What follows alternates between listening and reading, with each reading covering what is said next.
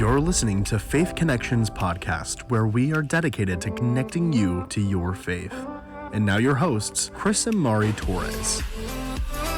Hey guys, thank you for tuning in to Faith Connections. Welcome. We are excited.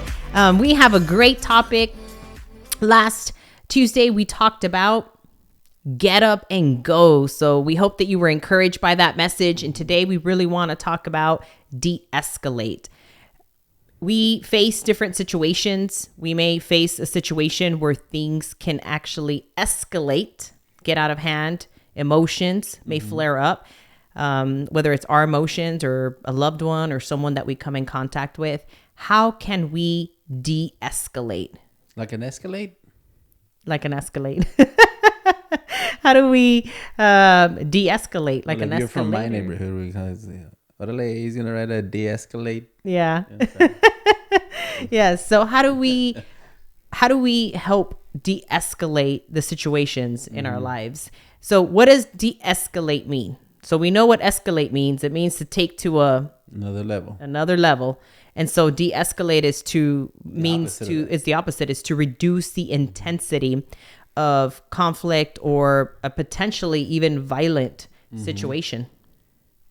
Yes. So of course, we're going to Faith Connections. We got to relate this to the Bible. So I was looking for a story, and I remember reading the Gospels, and I'm sure there had to be something where Jesus was put on the spot and had to de-escalate people, right? He probably did that often. But one of the stories that stood out to me comes from the book of John, chapter 8. And it's the adulterous woman. So here, I'm just going to kind of paraphrase and read a few of the scriptures. But here, they bring this woman who had been caught in adultery. They bring her out to the forefront.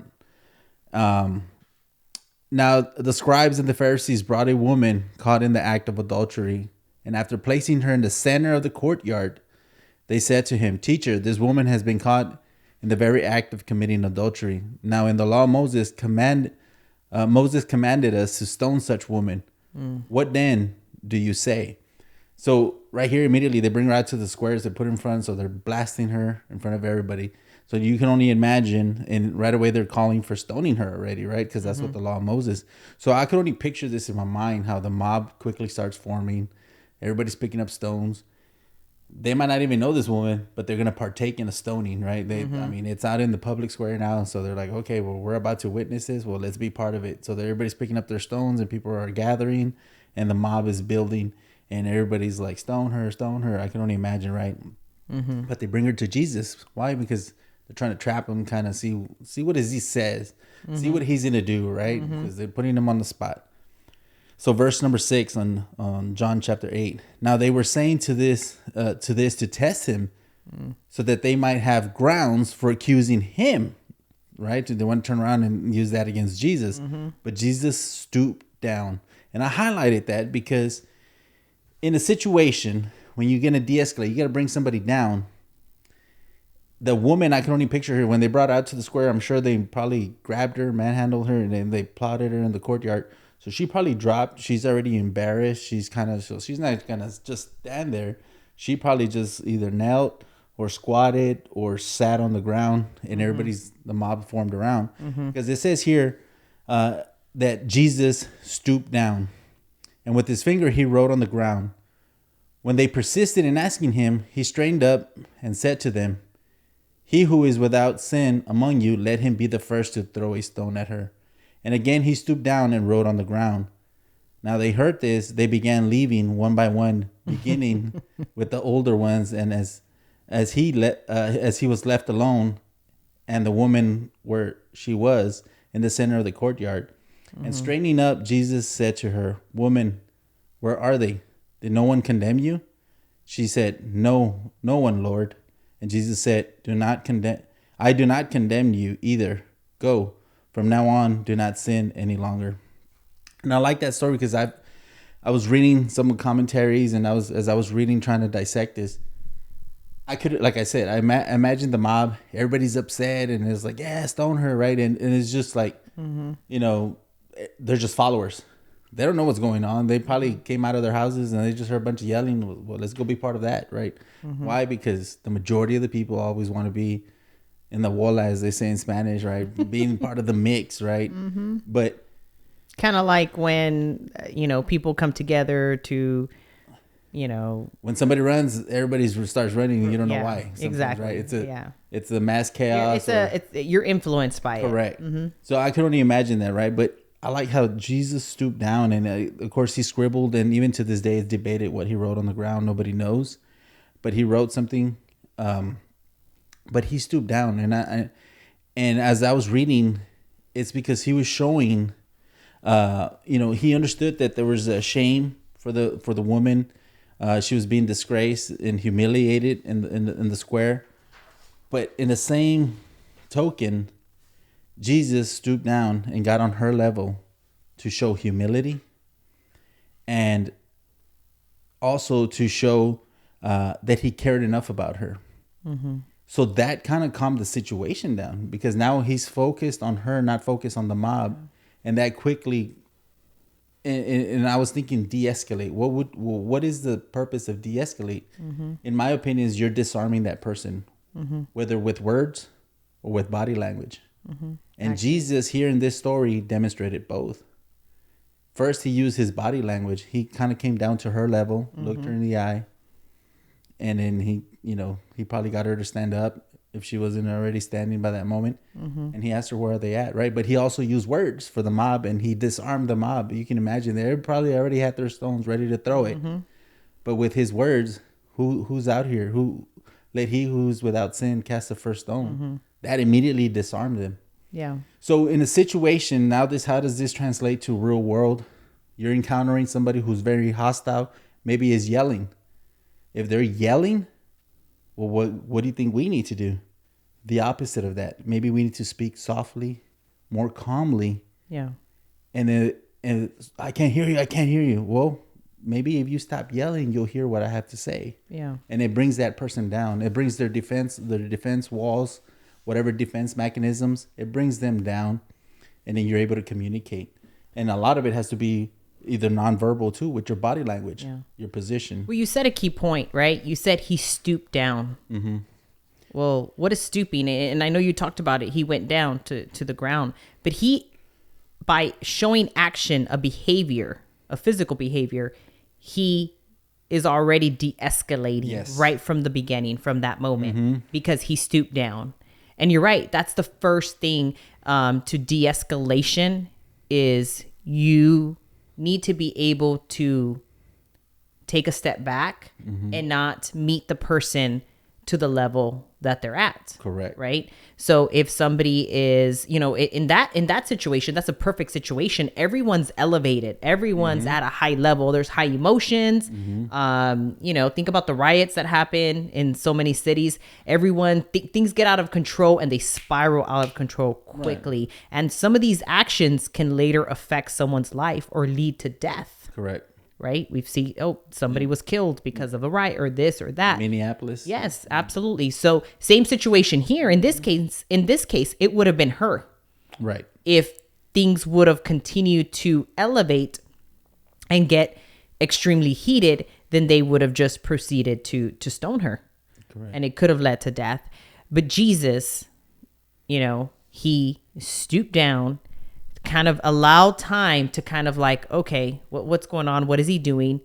And he asks a great question. And so there's some de-escalating tips that I kind of wanted to share. And the first thing is we need to listen. And that's what he did. He was trying to figure out when he showed up, he's like, okay, what is going on? What's going on? Assessing the situation. He's assessing the situation. And that's exactly, you need to give your full attention to the situation. And he did. Right. He did, because they brought it to him and they asked him a question. And so he's listening, giving his full attention and saying, okay.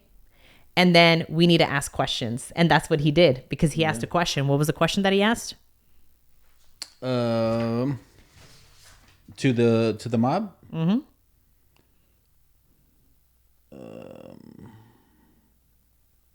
Well, it was a remark. It was a statement. They persisted in asking him. So the teacher, this woman has been caught in the very act of committing adultery. Now, in the law of Moses, Moses commanded us to stone such women. What then do you say? Okay. No, but what did he say? What was his remark? Oh, his remark here. Now they heard this and they began, let me see, in verse 7, when they persisted in asking him, he straightened up and said to them, "He who is without sin among you, let him be the first to throw a stone at her." Okay. So that's like a rhetorical question right there. Right. He's saying, hey, I mean, if you've ever committed a sin, right? Mm-hmm. Right. So it's a rhetorical question. And so he's asking a question without asking a question. I guess that's Right. where I was trying to lead to. And so we need to do the same thing. So we need to. Yeah, because he's making a calculated decision. But first, in the way he's approaching it, he's asking they asked him the question, but he's turning around and asking another question, because little does he know he's doing reverse psychology and he's disarming them already. Yeah, that's exactly what he's doing. He's disarming them, and that's very calculated in his part. And many times that's a good lesson for us to as well. Is listen, like you just explained. Listen first, assess the situation, and wait. Truly try to digest what's happening before you're quick to give an answer. Because what does the scripture also say? A lot of times we're so quick to curse and rebuke and say things that come out of our mouth, right? And it's kind of I like the analogy. God gave us 2 ears and only one mouth, and we tend to use the mouth more than we use our ears. And that's so good, because that's true. So the first thing is we need to listen. We need to listen. We talked about that. And I loved what you said. And there's a quote, and it actually comes from Edgar Allan Poe. He's the one that originally said this. And he says, "Believe none of what you hear and half of what you see." And I share that because, right? So he listened, he asked that kind of question. And guess what? They're like, well, I'm no better than this woman. I'm not sinless. So, well, it was a deterrent for them to acknowledge, like, hey, don't believe everything that you're hearing just because you're basing your decision to join whoever wanted to originally just stone her or start People believing. were going with the flow of the mob and just exactly. But he allowed them to kind of self-assess. Well, let me take a look at myself, right? And if I'm perfect, then great, then I can do this. But we all know nobody's perfect. The only perfect one was Jesus Christ. Yeah. And so, the other thing that he did is, so after you listen, it's important to empathize. And he was empathetic. He was empathetic towards her because he knew that she wasn't perfect, but no one else was perfect either. Right. And so he empathized with that. Right. And that's why he told her that, if they don't condemn you, I don't condemn you. Exactly. Right. Because. So, and him stooping down indicates humility. Jesus didn't react with anger or immediate outrage. He didn't scream at the woman or those who brought her or brought the woman. Jesus paused, and that's what he did. He took a pause. His low posture identifying with humiliation of the woman. Jesus did what he could to identify with her, to care for, and to ease the embarrassment of her. Yes. That's what Jesus did. And it's key because, see, whenever we're faced with a situation like that, it's important to first listen, right? Get the full attention, ask questions, assess the situation, what's happening, what's going on, empathize, but also present genuine concern and a willingness to understand without judging. When somebody is feeling whatever way, right? Maybe they're having a mental breakdown and you're seeing it as this person is what's going on, or you're not sure. Well, if you're not being understanding and empathetic, it could quickly continue to allow that situation to escalate versus helping someone kind of bring them down, right? Like, well, what's going on? How can I help? Wait, and not judging someone, because ultimately, what if one day that is you and you flip the roles, right? And that's you faced with that situation. Right. And you used a key word right now that just jumped out at me twice. You mentioned it, I believe, but it was judging. So right now we're speaking in the tense of using words, right? But can we judge people with gestures and looks? Yes. So that we have to be careful as well when you're de-escalating, because you might be listening, But if your facial expressions, your eyes are getting like- big, and you're doing all these facial expressions like showing and I've been guilty of it, and you've called me out on it on certain meetings in high level leadership meetings, and I've showed my emotions through my gestures and facial expressions. Well, that's being judgmental, and the other person can read that body language, and immediately they're gonna have a prejudice and a judgment on your response.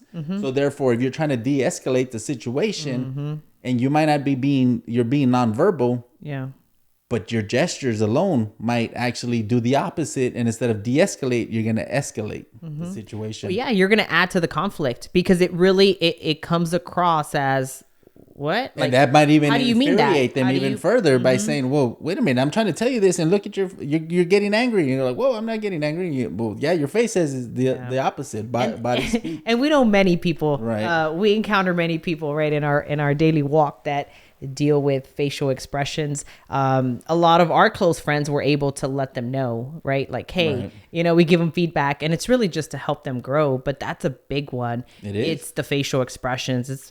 We wear our emotions on our sleeves, and we got to be careful, because we're, obviously we're not great poker players, right? We can't hide our hand, as they say, because I know for me, I'm going to express it, whether it's through words or my emotions, facial gestures or body language. But that can be also detrimental when you're trying to de-escalate someone. When you're trying to listen and get the full picture, you might already be doing the opposite. And instead of de-escalating the situation, you're just escalating it. Yeah, absolutely. So we talked about listening, being empathetic, right? So not judging, being sincere, being genuine, trying to understand that person or the situation or what's going on, right? What is it? What's the root cause of what's stirring up these emotions or these feelings? Right. Right. So you listen, you empathize, and then the third thing is you find alternatives. You provide options to help that person. Maybe the option is, hey, let me help support you by go ahead and take a time out.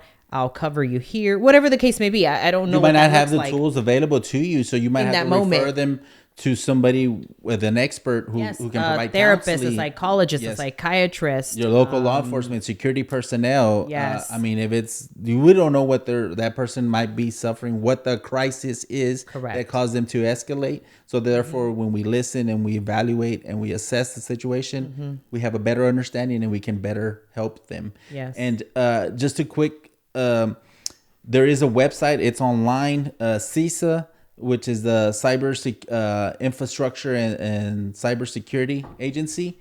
Is a fairly new agency. It's actually piggybacked off the Homeland Security. They kind of branched off, and now they focus on cybersecurity. They have a lot of good pamphlets and stuff. So if you're a business owner, if you have a place of worship, a church, a school, if you run any type of business, they have a flyer. I know, and if you're just listening, just let you know about CISA. The website, CISA.org. It's, like I said, cybersecurity. It's found online. But if you're watching us through these social media platforms, the flyer looks like this. And it's great tools. Now, just real quick, it gives you 4 little quick pointers, and you can put this on your restrooms, on your windows, wherever it is that you want to place it, so people can read it. And it's good information because it tells you how to de-escalate. It gives you the definition of de-escalation. It comes from the Department of Homeland Security. De-escalation is a method to prevent potential violence. And we saw this in the story with Jesus. They were about to stone her. So that was going to lead to her death. So it was going to be violent in nature. The second tip that they give you here is your safety and the safety of others is the highest priority. Jesus knew his safety was potentially in danger because they were going to try to trap him too. The safety of the woman. Yeah. So he took that into account, right? Know your limits. You got to know what you're capable of, what you've been trained on, what you're not trained on, how much knowledge you have, how much knowledge you don't have. Because if it's a child that's escalated, I mean, I'm not a teacher. I mean, yes, I've had children. I'm a father. But my children are a lot older now, so a little child that's amped up, and if he has any type of mental illness or disabilities that I might not know of or be aware of, might make the situation difficult for me because I have no training or knowledge when it comes to a disabled child or somebody with some kind of impediment, right? Learning disabilities or so forth. So know your limits. And then the last one is obtain help. And you discussed that as well, seeking help. So this is a great tool, great little flyer. You can post on your business, post it in place of worship, whatever the case may be, at your work. You can notify your supervisors and y'all can download it. It's free, downloadable. It's online. A scripture that I thought about, when you think about de-escalating, right? When it comes to worldly views, not many people see de-escalating as, through the spiritual biblical, possibly, but it's typically handled in a very worldly way, right? Because if somebody looks at you a certain way, or if somebody's acting a certain way, what does the other person tend to do? They meet them at their level. They don't know how to stoop down the way Jesus did, right? Or they don't know how to be able to, okay, how can I help this person? And really understand that don't take it personal. It's not about me. There's something seriously happening with this person. And that's the reason they're acting this way, or they're stressed, or they're, full of emotions, whatever the case may be. But it reminded me of 2 Corinthians 10 verses 3-5. It says, the weapons we fight with are not the weapons of the world. And so if you're wanting to overcome or be able to help someone or de-escalate a situation, you can't use worldly weapons to be able to handle or de-escalate the situation. Jesus didn't use worldly weapons. No. He didn't use any weapons. He didn't have to pick something up to threaten someone. He didn't have to change anything. All he had to do was simple. But they weren't worldly weapons that he used. It was all spiritual. It really was. It was spiritual. And it says, the weapons we fight with are not the weapons of the world. On the contrary, they have divine power to demolish strongholds. We demolish arguments and every pretension that sets itself up against the knowledge of God. And we take captive every thought to make it obedient to Christ. But he did it in a way of love, of care, of, grace. He really did. And so he didn't take anything personal. Even the people that were trying to entrap him. Correct. Because he could have taken it personal. Many of us take a lot of things personal. Right. Well, why did so-and-so do this? Or why did so-and-so? But he didn't. Why? Because he was above that. And the thing is, and that's the interesting point, that he didn't play to either one side per se. Even though the woman might have been right or might have been wrong, he knew about it, but he didn't play into that hand. He didn't play into their hand. If he would have played into their hand, though, could have that continued to escalate the situation? If he would have done either or, yes, it would have. Well, it shows him that he's careless and doesn't have a heart, doesn't show no love, because then at that point he's condemning her and he's allowing them to stone her. Correct. So or vice versa. If he would have, immediately gone to her and taken her side. Correct. Well, then that's exactly what they wanted. He would have played into their hands and they would have trapped. Because the interesting key part to this story that we don't know about is she committed adultery, but we only see one side of the story here. The woman, where's that man that she was sleeping with? Where is he at? Isn't he a guilty party? Because it takes two to tango. Yeah. It can't just be one party here, but yet it's a woman and she's being the one accused. Where's the man that she was having the affair with? Why isn't he out there in front and center as well? Yeah. Why? And see, that was a question that I was reading in some of these commentaries from theologians, is that, where's the one that supposedly had the affair with? Well, he's not there to being accused as well. Isn't he as guilty as she is? Yeah. Right. But they were quick. So that's why Jesus kind of knew, but he took a pause. And even when he wrote down and scribbled on the ground, there's different debates. Some even think that he scribbled a scripture from Exodus 23:1. How they figured that out, or how do they know that? I don't know. It's a wild guess, I'm assuming, from a theologian, but they think that he scribbled Exodus 23:1. Do not put your hand with the wicked to be an unrighteous witness. That's exactly what the scripture is, Exodus 23:1. Some say no, he just scribbled to buy time. Some saying that he was thinking, so as he's thinking, he's scribbling. So nonetheless, it's God in the flesh, right? So he's showing his human characteristic and his traits that sometimes you got to buy time, you got to stall them, because then in the moment he's diffusing them without them even realizing it and even knowing, because he's buying for time, he's stalling. So by that time, you forget what you were going to stone her for. Yeah. So just to kind of recap, right? There's 3, quick, easy steps to help you de-escalate or help de-escalate a situation or someone that is, extremely at a high level with emotions, emotionally charged. And that is listen, acknowledge those feelings, acknowledge what they're going through, whatever their situation may be, whether you agree or don't, right? You acknowledge it, you listen, you empathize, show that you care, and be genuine. Right. Try to put yourself in their situations and empathize with whatever it is that they're expressing, because that's really going to help them feel comfortable and build trust and try to kind of get them to be able to start calming down. And remember, the third thing is finding alternatives, providing options, depending on their situation.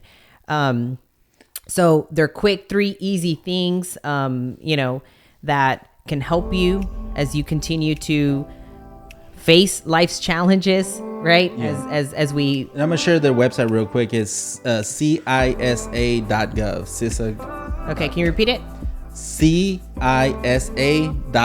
Okay, I'm glad that you shared it, because when you said it, I thought I was already thinking like S. It started with an S. It's with the C. Okay, perfect. So we hope that you enjoyed today's segment. Thank you so much for tuning in to Faith Connections, where we connect you to your faith.